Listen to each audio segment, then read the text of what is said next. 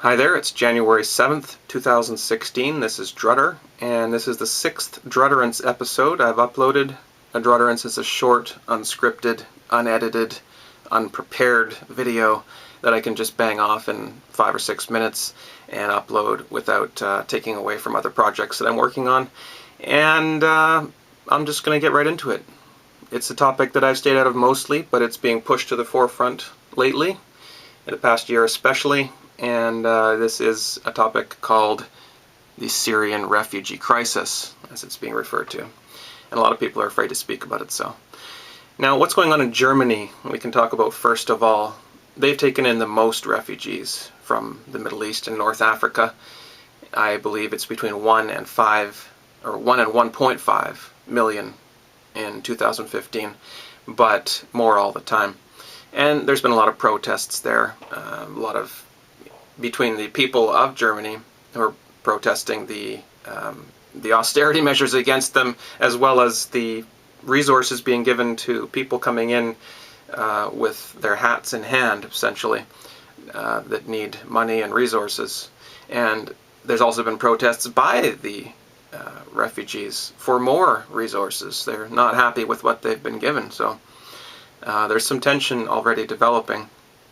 And it has escalated in recent months to looting and violence nightly, in fact, in most major German towns, covered up by the mainstream media, of course, but it has escalated to the point where they can't not talk about it. This has been mobbings every night recently in all major German cities where the refugees have landed, and now even rapes.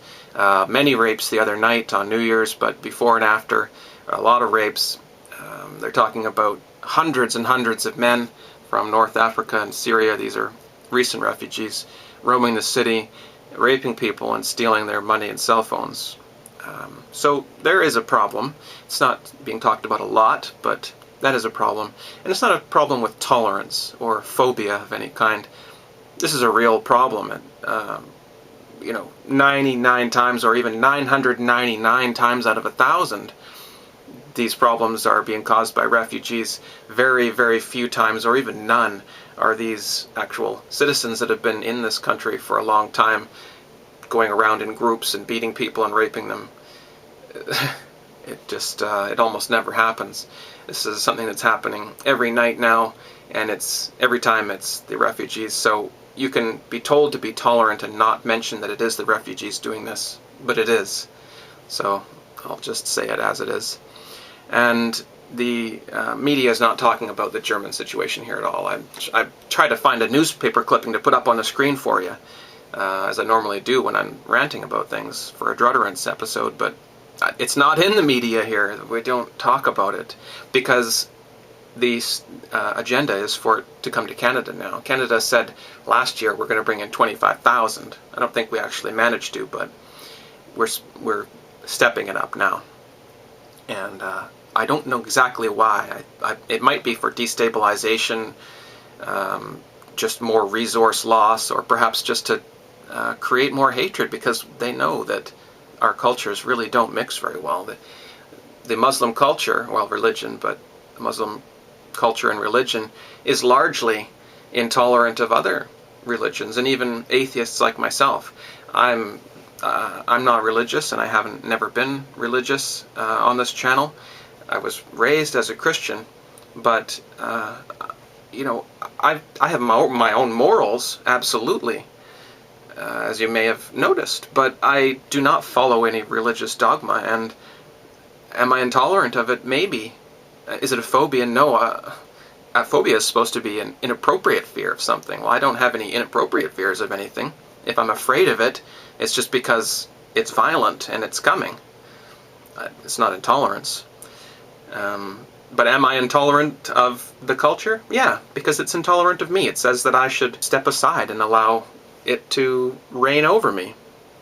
My wife, Katie, can't go out in the Vancouver area anymore without being undressed with people's eyes and scowled at or hissed at by women.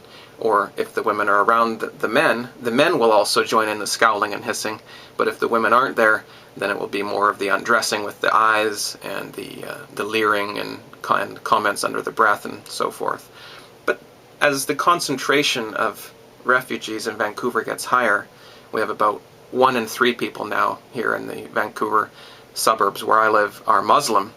About 1 in 3, as opposed to about 5 years ago there were none. So it definitely has changed the demographics, and she literally can't go out with shorts on in the summertime or any time of the year with her hair showing without the hijab on and not get at least looked at, especially as the numbers grow.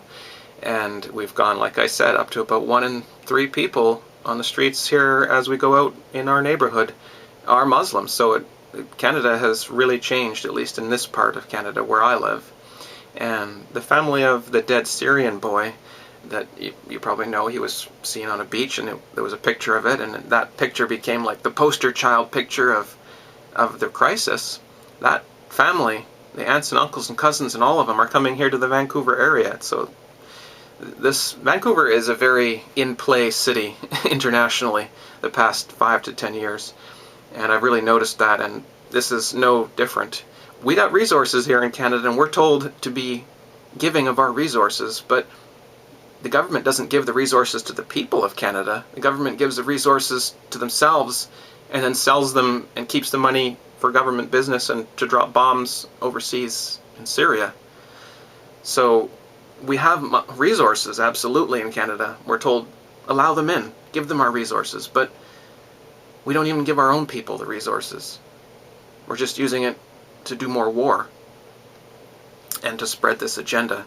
And I guess it's about destabilization, not just of the Middle East, but in Germany, in Canada, and elsewhere as well.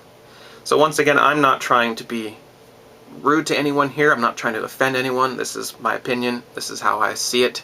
These are facts. Vancouver has become largely a Muslim area, and it is not mixing well. And the media is not covering that here. And I think as the numbers and percentages get higher, and as we bus and fly in more refugees from North Africa and the Middle East, we're going to get more destabilization and more intolerance. And it's just a matter of the cultures and religions not mixing very well.